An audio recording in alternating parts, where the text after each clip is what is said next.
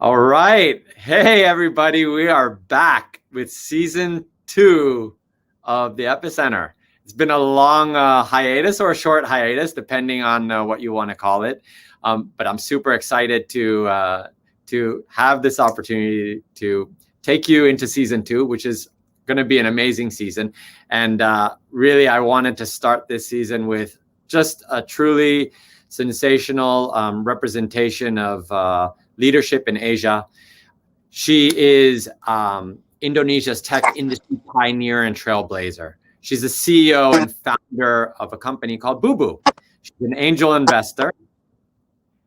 She's also recognized by Globe Asia as one of the region's 99 most powerful women and listed by Forbes magazine as one of Indonesia's most inspiring women. And who am I talking about? I am talking about Miss Shinta Dhanuwardoyo. Hi, Shinta. How are you? I'm good. Thank you for having me today. It's exciting. Oh my God, this is so cool to have you because you're just like very much well known in the tech space and innovation, and you really stand for some amazing things. So thank you for giving me your time today to have this live session with you. My pleasure.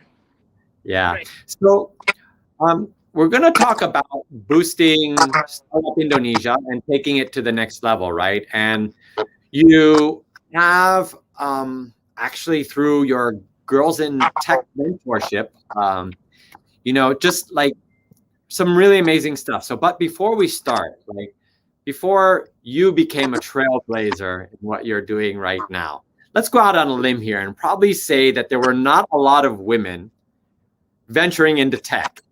Yes. And what was the journey like for you, right? Starting out in this industry to where you are today as an industry veteran. Take us through this path. Okay. Well, I have no background in IT or technology, nothing like that. I studied architecture actually at the University of Oregon, just like your school. So, yeah, it happened because actually I learned about about internet when I was working at the computer lab during my master degree in Portland State University. So after my 5 years of architecture school, I decided like I don't think I want to draw anymore, and I was like I want to take my master in business. So my dad was like, he was actually stunned. He goes like, my God, you wasted 5 years of your life and then now you want to take business. And so he goes, okay, you can take your master degree in business, but you just have to find your own money. So that was the challenge. So I had to find a job where they actually pay for my tuition and also pay some salary. So I was lucky. I was hired when I was taking my master degree in Portland State University. And they had a program where they let the graduate student to work at a computer lab, and they pay for the tuition and also they pay a salary. So I applied. I did apply, and I was like, I have no computer background except the fact that I was drawing using my Macintosh. If anybody knows what the Macintosh is, it's Apple these days. Yeah. So I was, just gloating about my skill in using Macintosh in drawing. So actually, I got accepted to be the supervisor of the computer lab, and that's actually when opened up my eyes on what is a website. Simply a website. Okay. Website. Yeah. And during those days, we go by World Wide Web, which is www, right?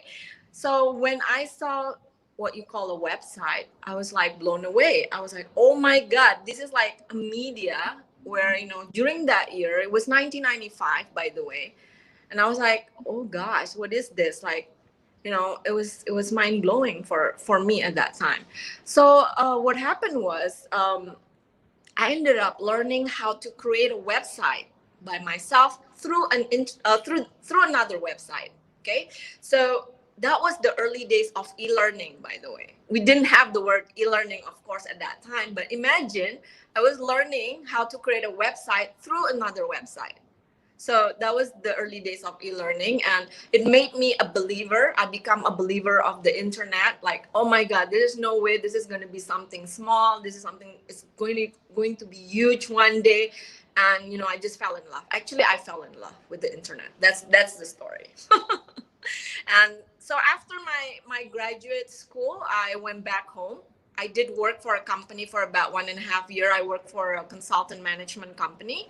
But then I remember every time I go back home from the office, I would go straight to my Macintosh, and then I will be starting creating, I will be like spending time to create website. So that's what happened.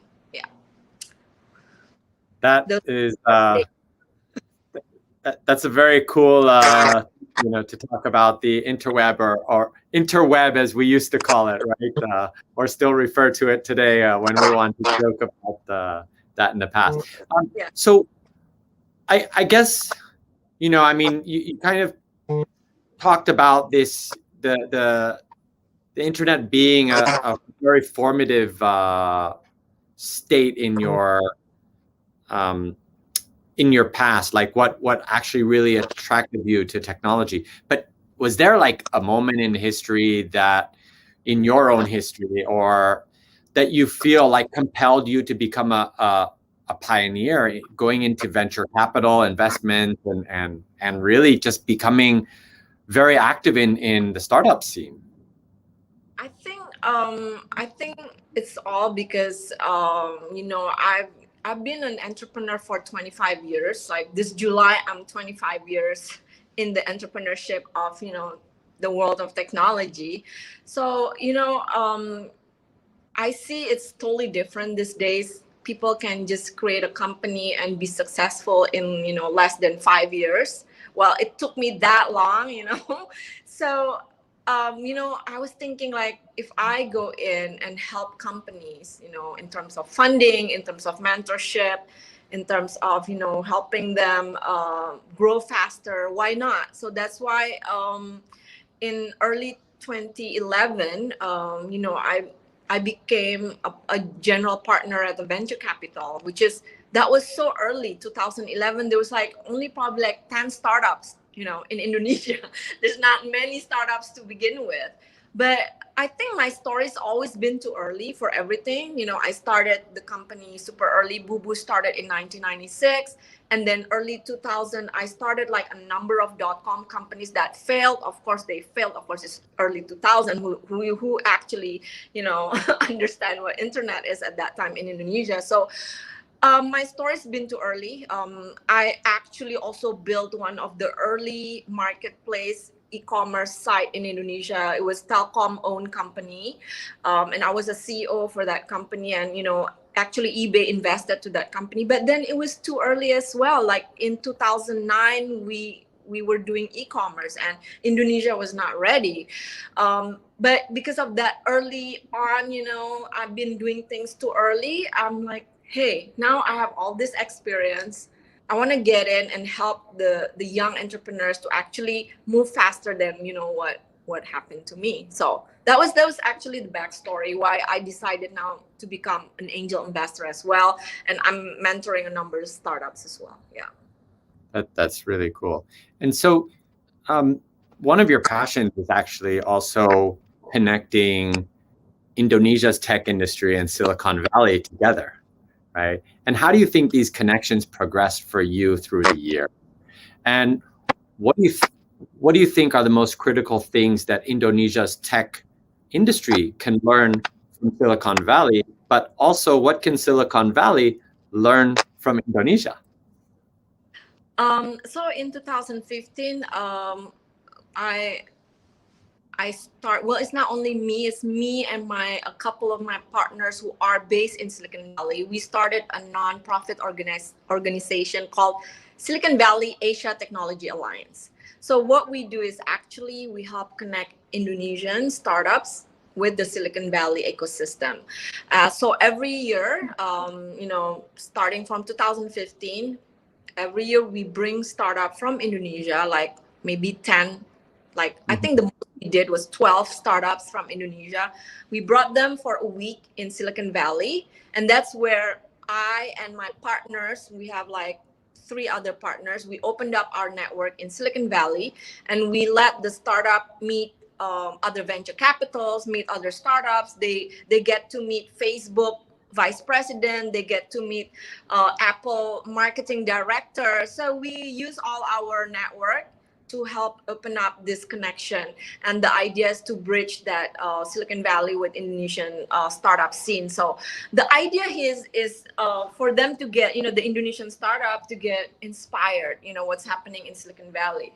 I think the difference between Silicon Valley and what's happening the tech industry in Indonesia, Silicon Valley is always trying out bold ideas, right?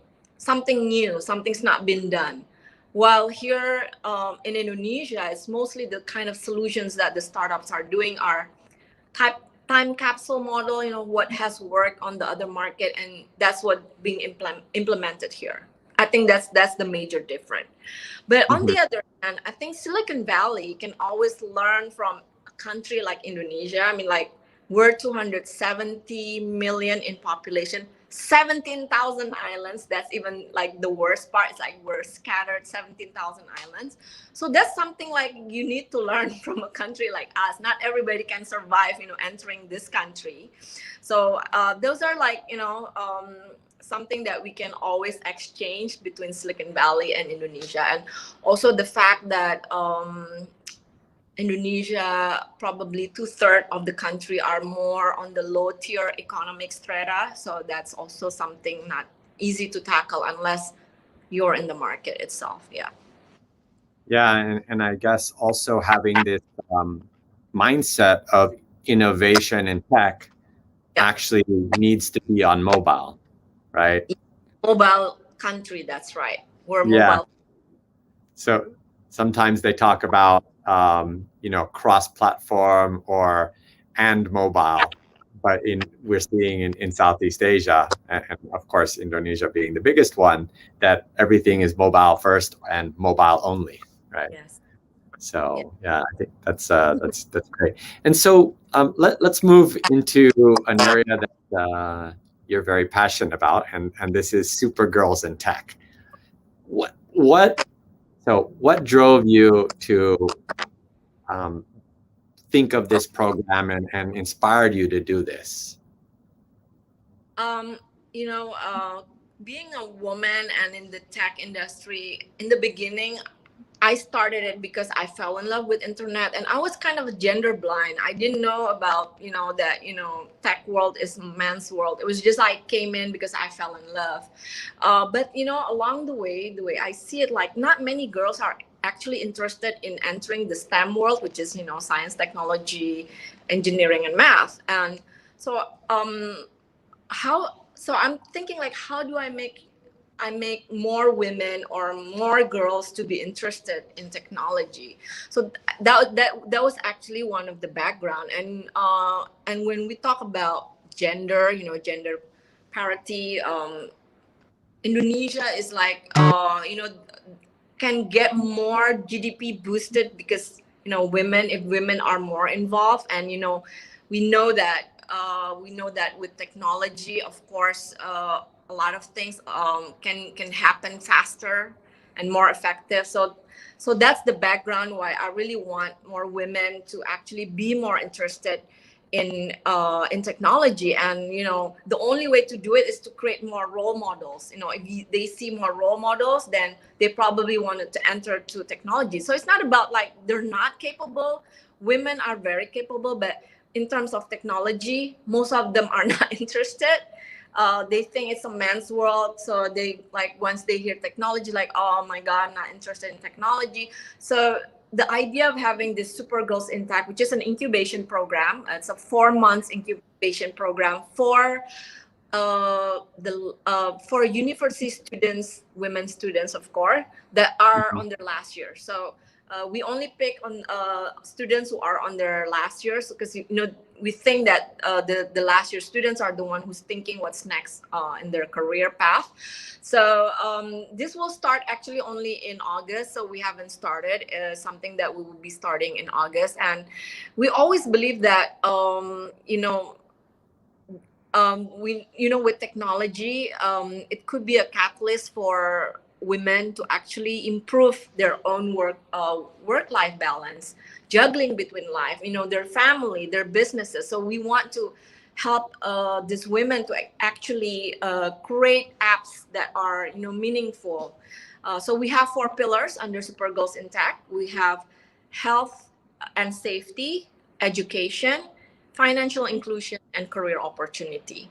So we hope with this incubation program, we get girls to more to be more interested in technology. And so that's the whole point about our incubation program. And we are pretty excited because we're working with a lot of organizations, and we have already like about 600 applicants, so we only can choose 100 of them. So yeah, it's quite interesting. So hopefully this August. So, continuing along those lines, how do you get some of these? I mean, we know Indonesia is super hot in tech, maybe one of the most hottest places in tech in Asia right now. How do we get some of these unicorns, right, that are emerging especially in Indonesia, to be more inclusive when it comes to gender and the gender disparity in these tech companies? I think maybe it can start as easy as the process of recruitment. How do we decrease the gender bias when these unicorns are recruiting? And I know some of them are already doing it, because a lot of them are actually already using AI, machine learning to recruit. So they actually will just recruit based on the talent, on their experience, rather than looking at on the gender. I think that could be a very simple thing to start with. But the way I see it, it's really, really important to include women in the process of creating any apps, in technology. Because in the past, there have been cases, I don't know if you know this, but let's talk about global tech industry, not just in Indonesia. Right. Actually, when they create something and they lack the participation of women, I remember, I think it was 2014, Apple released a health app. It's actually to keep track of the wide-ranging set of health metrics, including the blood alcohol. But for some reason, they failed to account for menstruation. As easy as that. So that's because they didn't get women to participate in creating the apps. And then another story, I think it's the early speech recognition software. They struggled to recognize the women's voice, because it was that they didn't really involve women. So I think even the unicorns here in Indonesia should also think how to involve more women in the company, because to be able to create a great app, it's you have to be involving both men and women. Yeah, that's so true. And I mean, you cited some real life examples of what inclusion has to have, right? And I actually have a little secret for you. One of my colleagues, Okay. her name is Danny. She's been following you since she's been in college. Oh, wow. And she said you were an inspiration to her. And when I told her that you'll be my first guest, she was super excited. So your web of influence is so far that it's now even brought us an amazing colleague who is also inspired her to be in tech. Yeah. So maybe I'll connect her to you, because I'm sure she'll be super happy about having a chance to maybe even talk to you and maybe being a mentor of sorts. So Shinta, you also built one of Indonesia's earliest tech companies, right? And you haven't really wavered from tech since, right? And now you have a new passion. It's gaming. Tell us more. You just don't stop, do you? What? Tell us what you're doing in the gaming world. I think you just have to kind of reinvent yourself every time. Now I don't know. It's just for me, it's all about youth. So since 2019, in Bubu, we have a new division called Bubu Gaming, which is an esport agency. So if you know what esport is, basically it's just gaming.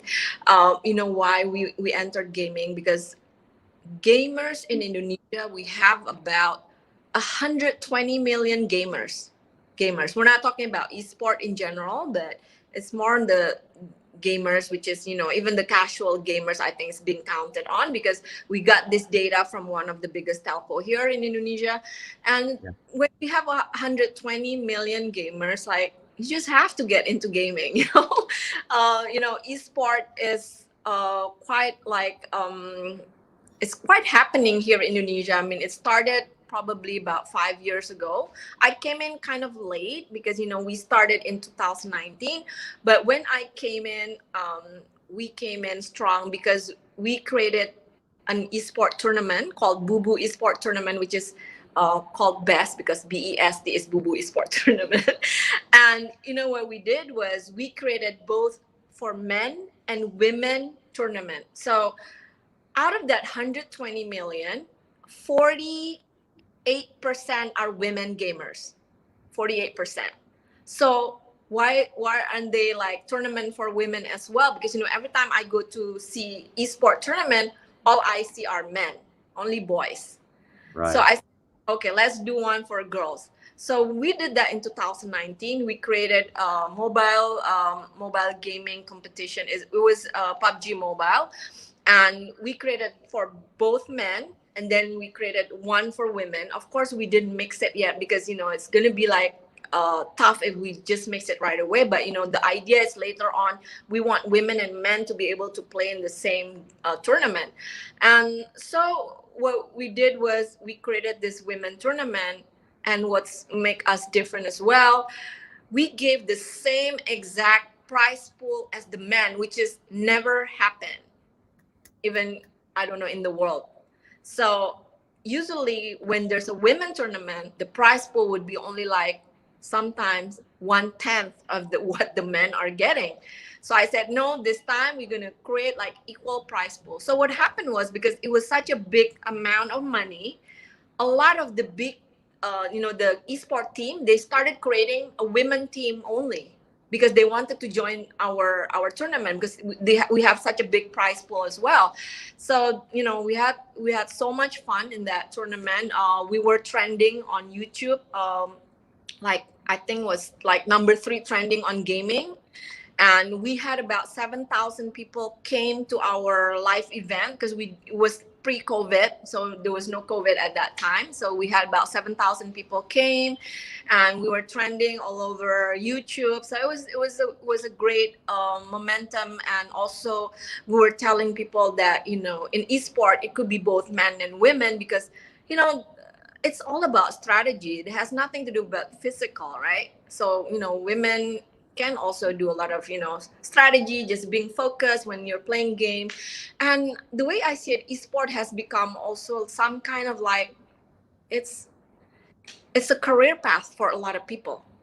A lot of the young kids here in Indonesia makes lots of money being a streamer, a game stream. So they stream on YouTube, on Twitch, or whichever gaming platform they are on, and they make money. And sometimes they make more money than people who are working in the office. So when I decided to enter into esport, I wanted to create a platform or an ecosystem where if this is a career, it better be a positive aspect of the career. Because sometimes, when you talk about gaming, it could be also a negative connotation. But, I really want to help the youth here. How can we make this into more a positive gaming ecosystem or esport ecosystem here in the country? Yeah. That's super. That's super cool. You have your hands in so many different pools. Yeah. And I'm sure because of that. Yeah. Pardon?